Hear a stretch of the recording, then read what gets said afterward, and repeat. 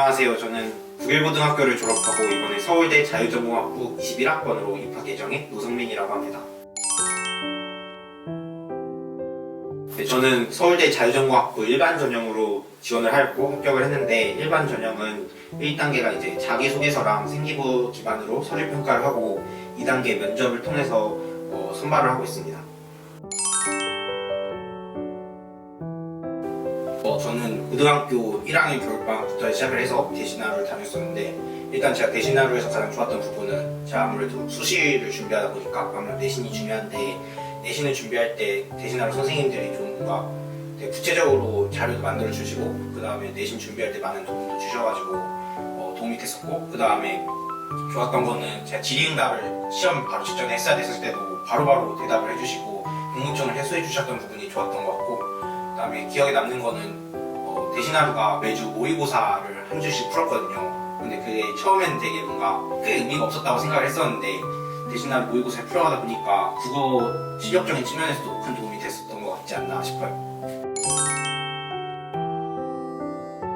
생기부 작성에 조금 뭔가 팁을 드리자면, 제가 작성했던 생기부 방향성에 맞춰서 뭔가 고등학교 1학년 때부터 시작해서 2학년, 3학년 때 뭔가 조금씩 발전해 나가는 느낌으로 생기부를 작성했었는데, 그러기 위해서는 우선 학기 초에 수행평가 일정이나 이런 게 나왔을 때 저는 항상 그 일정에 맞춰서 어떤 과목에 어떤 보고서를 작성해야 될지 생각을 하고, 그것에 대한 심화 내용 같은 것도 생각을 하면서 보고서를 준비하거든요. 예를 들면 제가 고등학교 2학년 때 국제교류 프로그램을 준비하면서 홍콩 친구들을 만났었는데, 홍콩 친구들과 범죄인 인도법 반대 시위에 관한 이야기를 나눴었고, 그것이 직접 2학년 2학기 때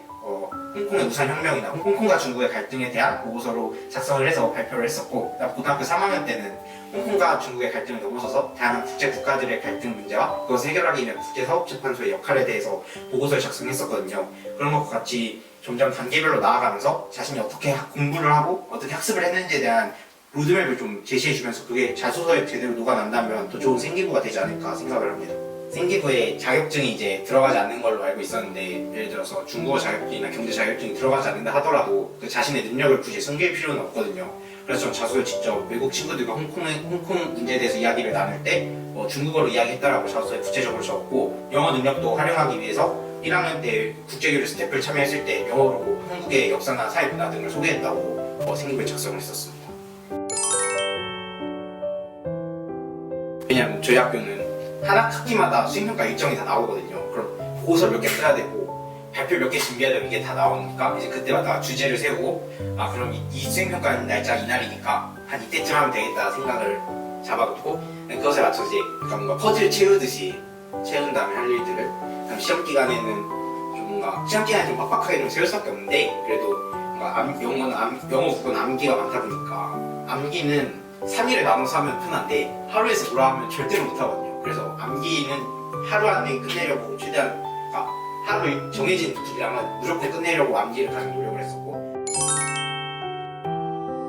제가 고등학교 생활을 하면서 가장 힘들었던 부분 중에 하나가, 저는 외부 활동을 되게 많이 하고 싶었고 외부 활동을 되게 많이 참여했었습니다. 고등학교 2학년 때 시험 기간이 끝나면 또 대회 준비하고, 그 다음 수행평가 준비하고 또 대회 준비하고, 그럼 또 다시 시험 기간이 되니까 1년 동안 삶이 되게 빡빡해지면서 힘들었었던 것 같은데, 제가 생각했을 때 저는 이런 방법을 어떻게 극복을 했었냐면, 시간을 좀 차분하게 계획을 세운 다음에 그것에 맞춰서 행동하려고 했었고, 그 다음에 그 일은 무조건 그날 끝내자라는 생각이 있었어요.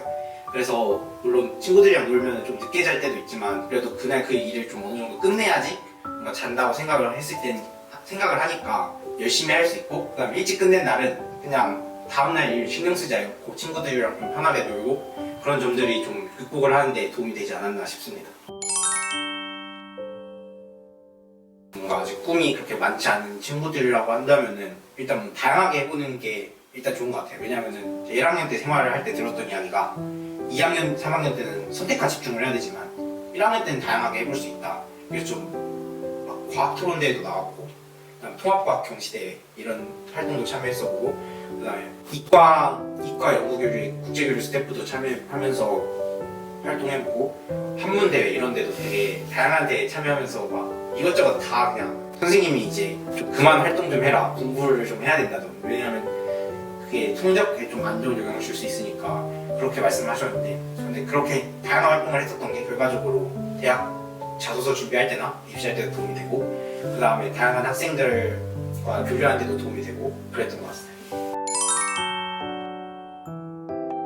후배들에게 대신하루를 좀 추천해주고 싶은 이유는 내신 공부를 할 때 좀 필요한 자료들이 되게 많은데 사실 학교 내신 시험에 맞는 좀 좋은 문제들을 구하기가 되게 힘들하다 어렵거든요. 왜냐하면 출판사마다 다 다르고 그것에 대한 문제를 찾기는 더 어려우니까 그런 점에서 봤을 때 대신하루 학원이 국어 내신 준비에 그래도 큰 도움이 되지 않나 싶고 그다음에 모의고사나 수능을 준비할 때에도 대신하루 학원에서 수능 특강도 많이 해주시고 그 다음에 매주 모의고사도 풀고 그다음 문법도 상황에 맞춰서 준비해 주시니까 그런 부분을 봤을 때는 수능 공부나 모의고사 공부를 할 때도 대신하루 학원이 도움이 되지 않나 싶습니다.